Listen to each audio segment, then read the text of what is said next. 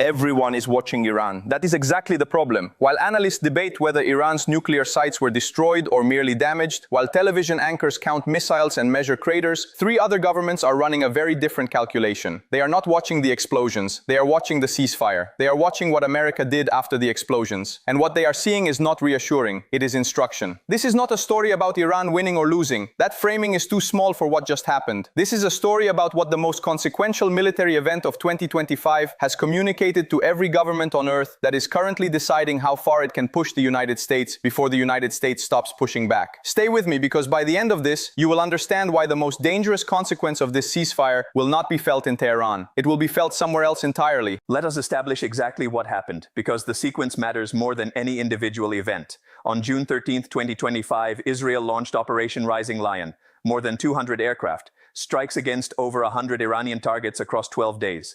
Nuclear facilities, military installations, key scientific personnel, senior commanders. By any conventional military measure, a serious and sustained campaign. On June 22nd, the United States entered directly. American aircraft dropped bunker-buster munitions on Natanz, Fordow, and Isfahan, the core of Iran's nuclear infrastructure. The Institute for the Study of War subsequently assessed that Iran's enrichment capability was severely degraded for the foreseeable future. By the time a ceasefire was announced on June 23rd, Iran had lost significant portions of its nuclear program, lost key military leadership, and expended, or lost to Israeli strikes, roughly half of its operational ballistic missile inventory. On paper, that is a devastating military result. And then something happened that no strategic planner in Washington would have scripted. Iran launched 14 missiles at Al Udeid Air Base in Qatar, one of America's most critical military installations in the entire region. No American fatalities were reported, and the response from Washington was not escalation. It was a negotiation. A ceasefire brokered through Qatar was announced within hours. Iran's own foreign minister initially disputed that any formal agreement existed. Iran continued firing missiles into Israeli territory the following morning, and when Israel prepared a major retaliatory response, Washington intervened, and Israel stood down. Let that sequence settle for a moment. Iran struck an American base. America began negotiating a ceasefire. Israel prepared to retaliate. America pressured Israel to cancel. The final Israeli response was a single radar site near Tehran, a fraction of what had been planned. Now step outside the Middle East entirely. Step into Beijing. Step into Pyongyang. Step into Moscow. What does that sequence communicate? This is what strategists call a credibility signal, not what a country says it will do, what it actually does under pressure when the cost of continuing rises. And the signal transmitted by this ceasefire is one that American strategic planners have spent decades trying to prevent sending. It says there is a threshold, find it, and negotiation follows. For decades, American deterrence in the Pacific has rested on a core assumption that the United States will pay any cost to defend its commitments. That assumption is what makes Taiwan's security credible. That assumption is what keeps the South China Sea from becoming a closed Chinese lake overnight. That assumption is what makes the mutual defense architecture across Japan, South Korea, and the Philippines function. That assumption just absorbed a significant stress test, and it did not pass cleanly. Consider the specific evidence now accumulating. In April 2026, after Iran closed the Strait of Hormuz, the United States transmitted a 15-point ceasefire proposal to Tehran through Pakistan. The proposal requested Iranian limits on nuclear activity, missile restrictions, and guaranteed freedom of navigation through the strait in exchange for partial sanctions relief. Iran rejected it and submitted a counter-proposal. That counter-proposal asked the United States to formally recognize Iranian sovereignty over the Strait of Hormuz and pay war reparations. The negotiation is still ongoing as of this recording. Now consider what that exchange looks like from Zhongnanhai, the compound in Beijing where China's senior leadership works. China has its own version of a strategic choke point. It is called the Taiwan Strait. Beijing has watched Washington spend 2 years declaring that American commitment to Taiwan is ironclad.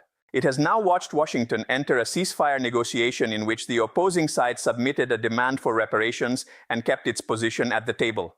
The parallel is not exact. Taiwan is not Iran. The geography is different, the alliance structures are different, but the credibility question is identical. When the cost rises high enough, what does Washington actually do? The oil market has already provided one answer. By early April 2026, Brent crude was trading near $110 per barrel. The International Energy Agency authorized the release of 400 million barrels from emergency reserves, a record, simply to slow the price acceleration. American families were feeling this directly at fuel stations across every state. The domestic political pressure on Washington was visible and measurable, and that is the mechanism that Iran's strategy was always designed to activate, not military defeat of the United States. Economic and political pressure on the American domestic system until the cost of continuing exceeds the political will to continue. That mechanism worked. Now, 3 realistic scenarios from this point forward.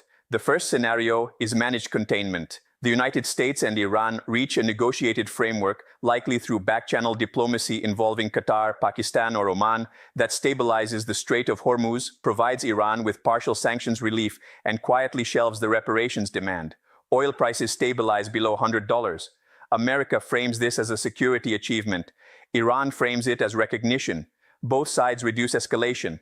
This is the most likely near-term outcome, though the structural tensions remain entirely unresolved. The second scenario is prolonged pressure. Iran maintains partial Strait of Hormuz restrictions, calibrated below the threshold that would trigger a full American military response, but high enough to keep oil prices elevated and American political pressure building.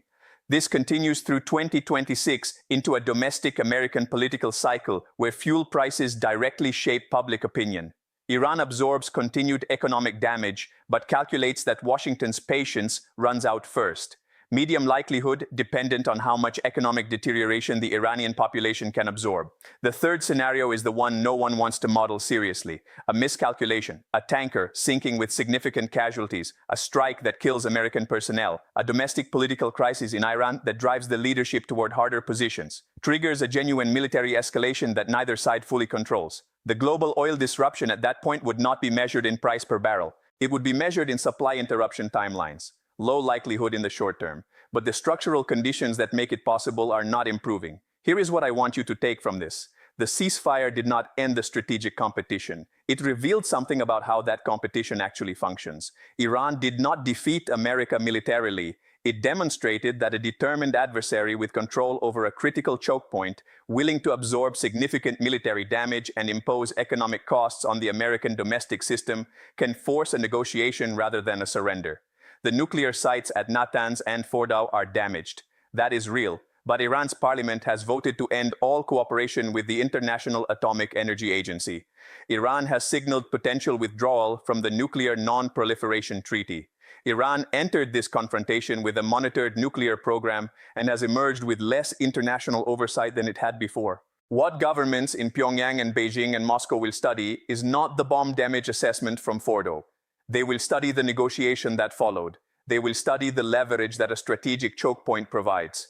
They will study the domestic American political pressure that a sustained oil price spike generates, and they will draw their own conclusions about what that means for their own strategic planning. The most consequential signal from the Iran ceasefire was not sent to Tehran. It was sent to everyone watching Tehran. And the question now is not whether America can rebuild its deterrence credibility after this moment. The question is whether its current partners in Taipei, in Seoul, in Tokyo, in Warsaw are asking that same question tonight. The next signal will not come from a speech. It will come from what Beijing prices, what Pyongyang tests, and what Moscow moves. Watch those, not the ceasefire map.